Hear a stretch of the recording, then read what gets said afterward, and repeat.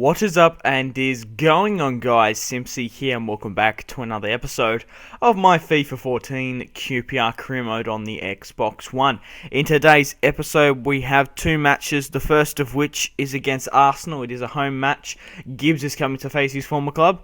And then later on the episode, guys, we have our first Champions League match in the round of 16 against Galatasaray. I really can't wait to bring that to you. But we've got the squad report coming up here, guys. Junior Hoilett has gone up at +1, 7 goals, 6 assists. Kevin De Bruyne is currently worth 48 million. So when he went up that +1, he went up like 18 million when he went up that +1, which is absolutely ridiculous. Sergio Aguero's gone up a +1. Cristiano Ronaldo scored 32 goals and 14 assists, and he hasn't gone up a +1. That's in 38 matches. Tro Anelio has gone up a +4. He scored 4 goals and 1 assist, so he's going up in stats quite well. Frederick Sorensen has gone up to a 78. Martin Kelly hasn't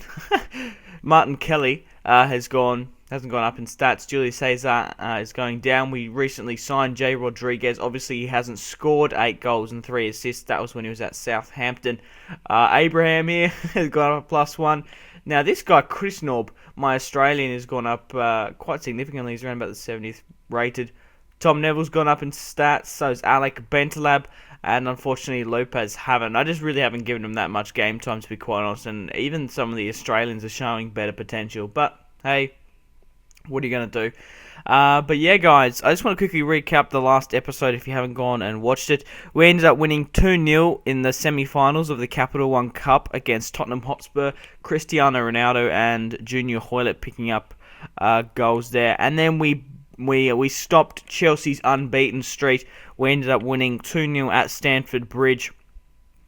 Who scored? De Bruyne scored and Carrillo, that's it. I was like, what the fuck? Carrillo, the Peru international from Sporting.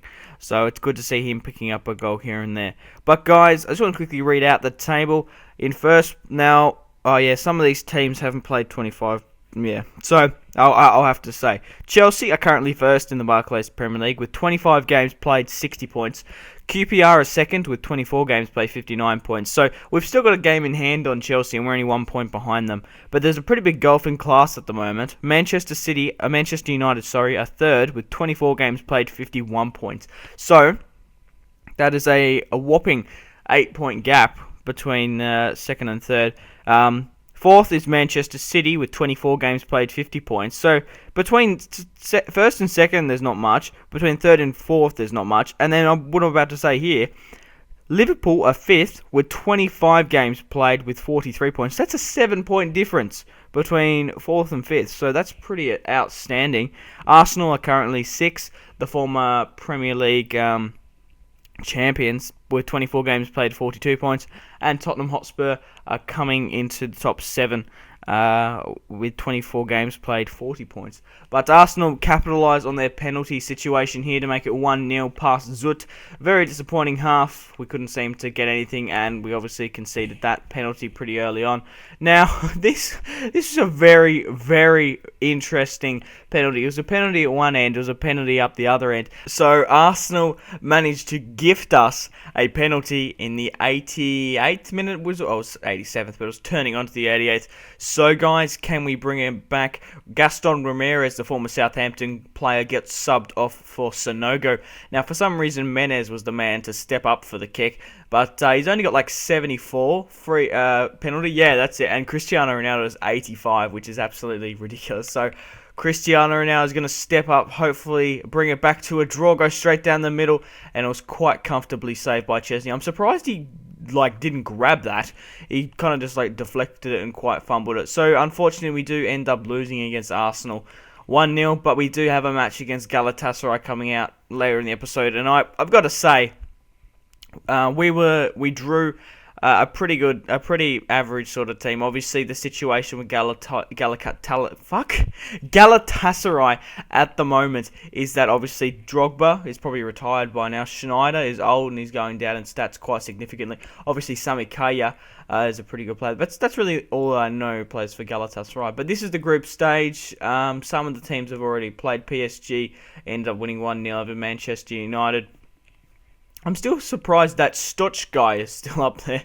But Shinji Kagawa for Real Madrid is second with six goals, followed by Luis Suarez as well.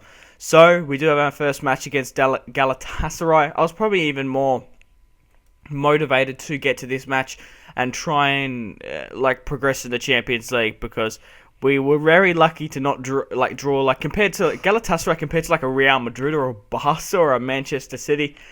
I think we've got really, really high hopes of progressing to the quarterfinals, which I think we can actually do. But Real Madrid actually drew 2-2 against Arsenal. Barcelona ended up winning 3-1 over Manchester City.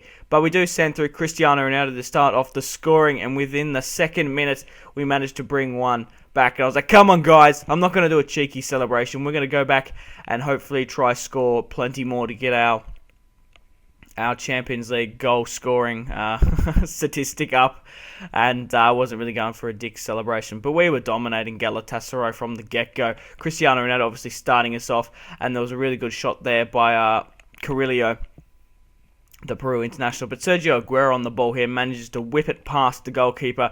Unfortunately, he whips it past the post in doing so. But like I said, guys, we really were dominating, and they really couldn't stop these through balls that I kept on hitting them with. Kevin De Bruyne with a nice shot on there. So we were getting through these amazing through balls. It was just a tactic that really seemed to work. Junior Hoilett there whipping it in from the corner kick finds Cristiano Ronaldo with the header to claim his second goal of this match against Galatasaray, and this was before the 22nd minute, so I was pretty well in doubt that this game was going to turn into a rout, and Cristiano Ronaldo picking up another goal for his already incredible goal-scoring ability. But Junior Hoilett there managed to find Cristiano Ronaldo again and nearly scoring his hat-trick there. My player, I don't even know what the fuck happened there. It was a pretty big scrap, both players getting pushed out of the way. But we are running down the wing here again with Cornelio. I can never get his name right. He's right. It's like Cornelio, nearly picking up a goal there. He obviously picked up a goal against, was it Chelsea, I do believe. But Saki, my right back, managed to find Cristiano Ronaldo with an amazing through ball. Cristiano Ronaldo cuts back inside, hits the post, and the goalkeeper manages to get it back into the clutches of his hand. But Junior Hoilett running down the wing here. Look at that. He's beating players. He's trying to get a goal for himself here. And that was a really well-deserved goal to make it 3-0 against Galatasaray at home. We've got the home crowd pumping, and those through balls were really, really working well for me. And like I said, it was a tactic that I kept on using. And I don't know why Galatasaray couldn't seem to hold it down. But Galatasaray have a pretty audacious shot. And Zut, I don't know what it was. We couldn't seem to tackle him on the outside of the box. And he luckily did get a shot off. Unfortunate for me, I did manage to Zut was able to capitalise on that. But Fredrik Sorensen, my right back there, was trying to get us back to an attacking position. But my defence there quite comfortably came back to clear the ball. But we end up winning 3-0 over Galatasaray, and I don't think Yilmaz plays for them anymore. But anyway, Cristiano Ronaldo ended up getting man of the match, scoring 2 goals. Junior Hoilett scored 1. But we are coming to the end of the episode here, guys. Thank you very much for watching. If you watched all the way through, I really do appreciate it. Make sure to leave a like on this video to support my channel, and I've got more QPR career mode coming out in the next couple of days. So guys, thank you very much for watching. Simpzy out.